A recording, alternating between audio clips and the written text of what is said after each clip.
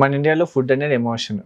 Emotion అంటే ఏంటి? మనం ఏమన్నా ఫస్ట్ ఆలోచించినా కూడా బయట ఫ్రెండ్స్‌తో ఎంజాయ్ చేయడానికి వీటిలన్నిటికి ఫుడ్ కోసం వెళ్దాం. మన ఇన్‌స్టాగ్రామ్ గానీ, ఆ ఫేస్‌బుక్ గానీ చూసినా ఇన్‌ఫ్లుయెన్స్ వాళ్ళు ఇక్కడ బావుంటుంది, ఇక్కడ టేస్టీగా ఉంటుంది. అసలు బాగా లేకపోయినా కూడా చాలా వరకు టేస్టీగా ఉంటుంది ఇట్లా చెప్తూ ఉంటారు. దీనివల్ల ఏమవుతుందంటే మన బ్రెయిన్‌లోకి అక్కడికెళ్ళి తింటే బాగుంటుందేమో, దాంట్లో న్యూట్రిషన్ వాల్యూ, హైజీను ఏవి చూసుకోరు. దీన్ని ఏమంటారంటే ఫుడ్ పార్న్ కల్చర్ అంటారు. ఇన్‌స్టాగ్రామ్ రీల్స్‌లోని ఫుడ్డు, యూట్యూబ్‌లో జొమాటో, స్విగ్గీ యాడ్స్ ఇవన్నీ ఏం చేస్తున్నాయంటే మనకు ఈ ఫుడ్ తినాలి, ఆ ఫుడ్ తినాలని మన బ్రెయిన్‌కి అనుకోకుండా వెళ్తుంటుంది. ఫుడ్ డిప్రైవేషన్ అంటే సెక్షువల్ డిప్రైవేషన్ లాగా ఫుడ్ డిప్రైవేషన్. దీనివల్ల ఏమంటే డోపమైన్ ఎఫెక్ట్ అంటాము.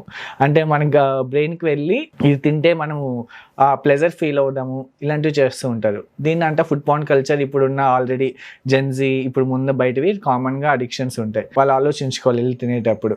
ఎందుకంటే బయట ఉన్న ప్రతి ఫుడ్ హైజీన్ లా ఉందా, ఎలా ఉంది ఇవి చేసుకొని దాన్ని బట్టి తింటే బెటర్.